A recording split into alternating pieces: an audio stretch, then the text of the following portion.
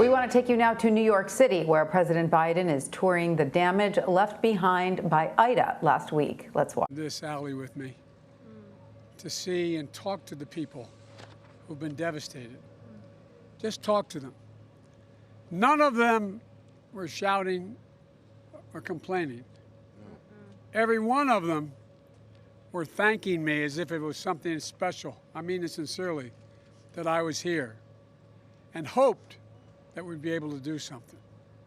This is America, where I'm standing right now. These are the people, whether it's in Scranton or Claremont or anywhere around the world, the country, who built this country. And it's about time we step up.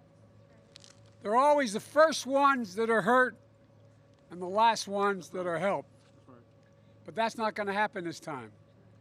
The group I have standing with me, led by Chuck Schumer, and your Congresswoman, is this your district? Grace Meng. Oh, it's Grace's district.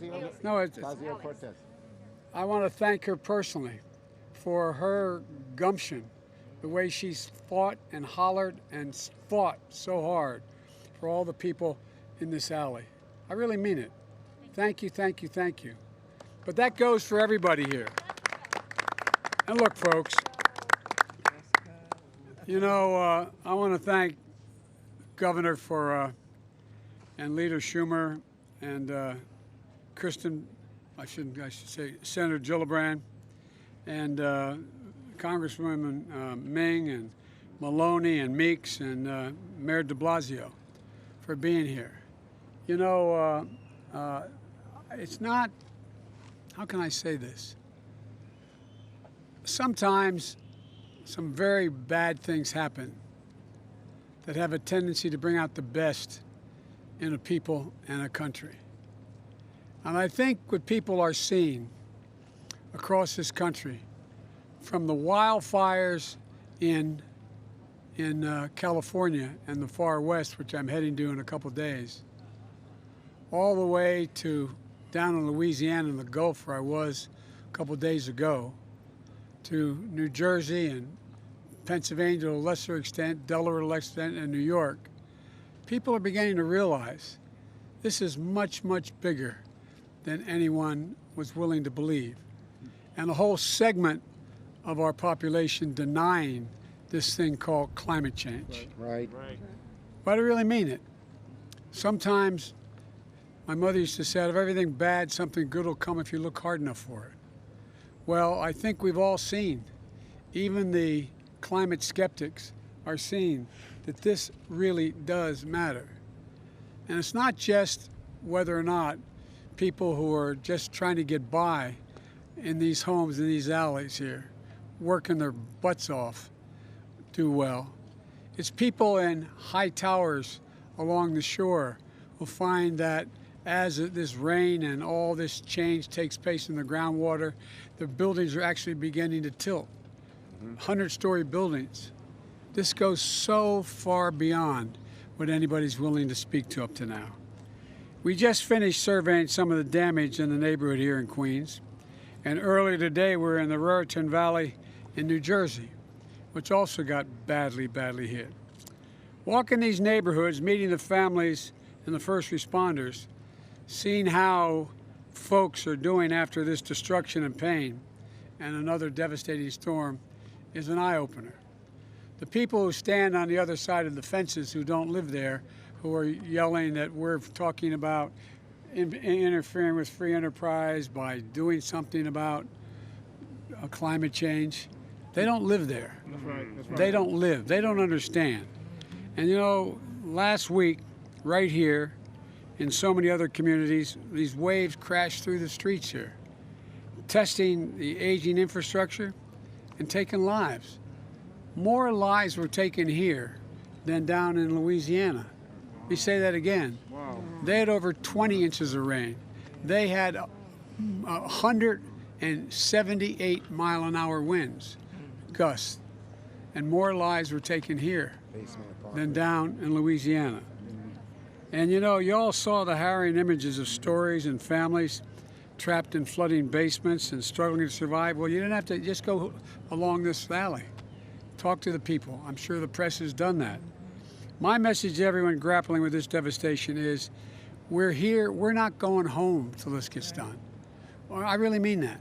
We're not leaving. We're going to continue to shout as long as it takes to get real progress here. Folks, and we have to take some bold action now to tackle the accelerating effects of climate. If we don't act now, I'm going to be heading, as Chuck knows, as the senator knows, I'm going to be heading from here to Glasgow in Scotland for the COP meeting, which is all the nations of the world getting together to decide what we're going to do about climate change. And John Kerry, the former Secretary of State, is leading our effort putting together. We are determined that we are going to deal with climate change and have zero emissions, net emissions by 2050. By 2020, make sure all our electricity is zero emissions. We're going to be able to do these things, but we've got to move. We've got to move. And we've got to move the rest of the world. It's not just the United States of America. And so, folks, this summer alone, communities with over 100 million Americans, 100 Americans call home, have been struck by extreme weather.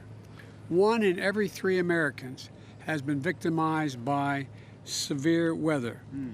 The hurricanes along the Gulf, the East Coast, up through this community.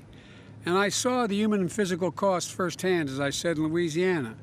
But Governor, you called Phil Murphy, so many of the leading, Governor Murphy, so many leading with urgency and action are said, enough, enough. And there's not a single request I'm aware of, there may be something, that we haven't signed off on. We haven't signed off yet. And here's the deal. The New York Fire Department, the New York Police Department, the Sanitation Department, and other first responders, they're leading with incredible courage. 2 linemen have been killed trying to make sure we have. And folks, the evidence is clear. Climate change poses an existential threat to our lives, to our economy, and the threat is here. It's not going to get any better. The question, can it get worse? We can stop it from getting worse. That's right. And when I talk about building back better, and Chuck is fighting for my program, our program on the Hill, when I talk about building back better, I mean you can't build to what it was before this last storm. You got to build better so if the storm occurred again, there would be no damage. There would be. But that's not going to stop us, though, because if we just do that, it's just going to get worse and worse and worse, because the storms are going to get worse and worse and worse. And so, folks, we got to listen to the scientists and the economists and the national security experts. They all tell us this is code red. The nation and the world are in peril. That's not hyperbole. That is a fact. They've been warning us the extreme weather would get more extreme over the decade, and we're living in real time now. Or we can look around the wreckage and the ruins and the heartbreak from so many communities to feel it. Just don't understand. You can feel it. You can taste it. You can see it. Precious lives lost in Louisiana, New Jersey, New York. Families living in shelters, subway stations flooded, decaying infrastructure, pushed beyond the limits. Lives and livelihoods interrupted once again. We're working closely with the governors and mayors and members of Congress and community leaders. On Sunday, I immediately approved the disaster declaration of Governor Hochul to rush federal assistance to where it was needed here. FEMA is working intensively with state and local officials, assessing the damage and mobilizing resources. One of the things I want to thank Chuck for as leader of the Senate. He has helped mobilize state, local, and federal. When they're all working together, that's when things happen positively. The Health and Human Services Secretary is working with the state to ensure folks on Medicare and Medicaid get the emergency care they needed. They're going to make sure it's equitable so that the hardest hit, including lower income folks, communities of color and the elderly, and the most vulnerable get help and get it first. They are the ones in the greatest need. And there's much to be done, and we're working around the clock in all these critical needs and areas. Look, I say to anyone can hear this or if this is broadcast. If you need help, please go to disasterassistance.gov or call 1-800-621-FEMA, 1-800-621-3362. We can get you help now. We can get you help now. And I know these disasters aren't going to stop. They're only going to come with more frequency and ferocity. And as I said, I'm working in Congress to pass two important pieces of legislation that this man here is honchoing through the Congress for me. The bipartisan plan to modernize our physical infrastructure, our roads, our bridges, our power transmissions, our distribution lines. How many bridges I just went through in New Jersey that have been overflown by the river. The river's gone higher than the bridges, having done damage to them. My Build Back Better plan with key investments in to fight climate change, cutting emissions, and make things more resilient. Each dollar we invest, every dollar we raise, a city block by 2 feet, flood-proof power stations, sanitations, reduction in the buildup of kindling in our forest, installing electrical lines underground rather than overhead, saves us $6 for every single dollar we spend to do those things. Because the next time disaster strikes, the flood is contained, the fire doesn't spread as wisely, and power stays on. Not to mention those investments save lives, homes, and create good-paying union jobs. Yay. I hosted. We like union jobs. I hosted 56 heads of state in Washington, and I pointed out we're talking about climate change, and I said I think of one word when I think of climate change: jobs, good-paying jobs. Each of these things requires a good-paying job, not $7 or $12 or $15, but $45, $50 an hour plus health care. That's what is needed.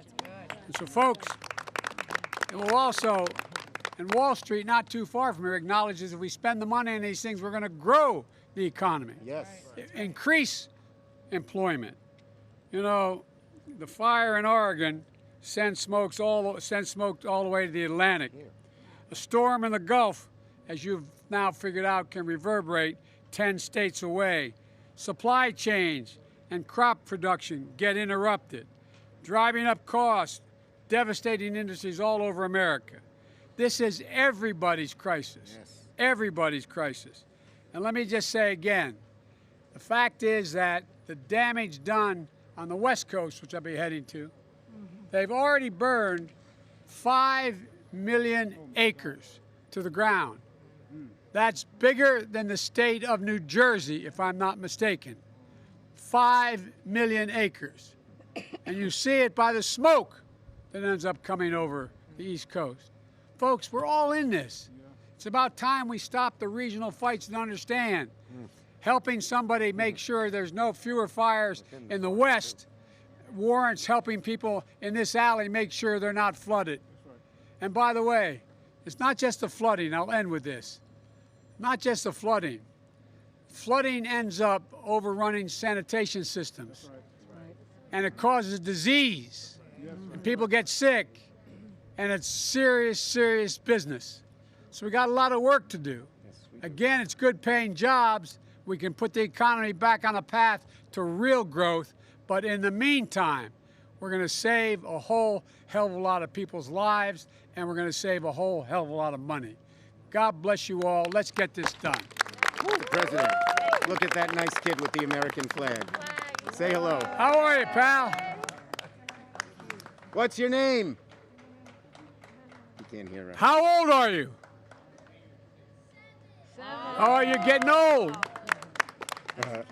Is that nice? And by the way, the neat thing about America, every time we end up with a problem, going into a serious circumstance, we come out better than we went in.